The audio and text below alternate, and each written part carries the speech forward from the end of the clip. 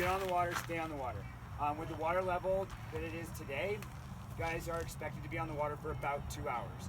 So like hanging out on the side, stopping at Shotgun Island, and spending an extraordinary amount of time on the water, we might just leave you here. If it gets to be that point, like we want to go home and drink beer too. We'll have somebody come back and get you, but that is at our convenience. There are some things for you guys to watch out for. Hazards. Number one, hazards, right? Rocks in the river are not going to move. No matter how many of you wrap your tubes around them, they're going to stay right there. So if you do hit a rock, just bump off it with your feet. The tubes are super durable, but just bump off it with your feet so you guys kind of spin around those. The next hazard is the bridge.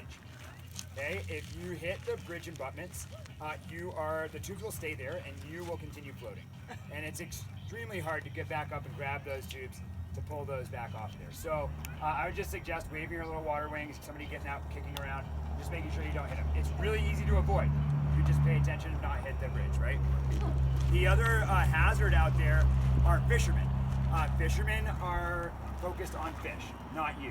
So if you either let them know that you're coming, or they're very maneuverable, but they do not want to maneuver for you. So waving your arms or doing something and trying to get away from the fishermen is a good idea. They're almost as dangerous as the public landowners out here. Everybody's got a gun. So as you guys float down past the bridge, take note of the bridge because that's about a third of the way through your trip, right? So take inventory of what you've got left in your cooler. Get ready for the next 2/3 of your trip. The next 1/3 of your trip, the landscape is going to open up a bit more than it is right here, right? So it'll be a lot less rocks on the sides of the river, a little bit more valley on the right, rolling hills on the left. We're going underneath some power lines. After the power lines, a little bit after the power lines, the last third of your trip starts and the canyon walls will start coming closer to the river. When that happens, it's time to start thinking about getting yourself to the right side of the river.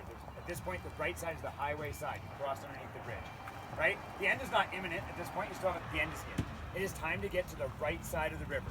Okay? The right side of the river, again, is the highway side. If you're on the left side of the islands, right after that permanent structure, you're going to have to get out of your tubes and walk across the river. The tube-assisted hike of a lifetime. Awesome for us to watch, but not fun for you to do. Right? This is not a Disneyland adventure. Okay? This is a real river in Montana. It has current. If you get out of your tubes and you have to walk along the river, expect there to be current. We are not your guides. This is a shuttle-assisted trip. We are here to help you and assist you, but we are not your guides. There has to be some sort of self-awareness and ability to get yourselves toward the takeout. Right? At that takeout after the bridge on the right, there's a concrete ramp. Please use the concrete ramp. That concrete ramp is there to help prevent erosion on the sides of the river. So if you use that concrete ramp, we can help you get out of the simulation, right? We don't have a big cane to hook you, but we will come out, we'll walk out and try and help you to get to where you need to be if you do blow it, right? But we can't do that for everything. So throw those away.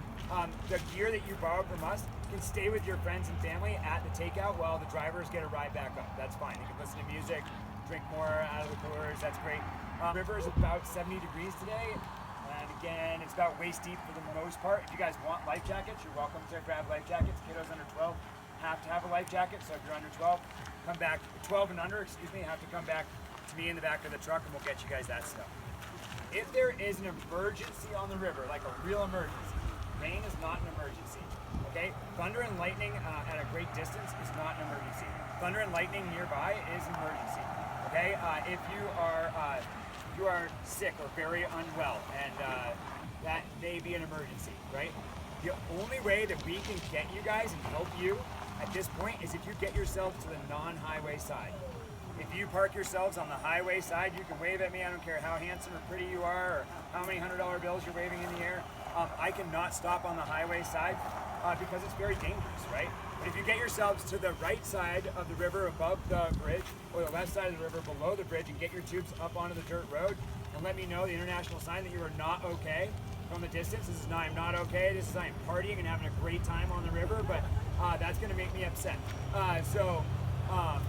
We want to help you, but you need to help us help you by getting yourselves to that appropriate side of the river so we can gather you guys back up and get you in the brakes to get you back.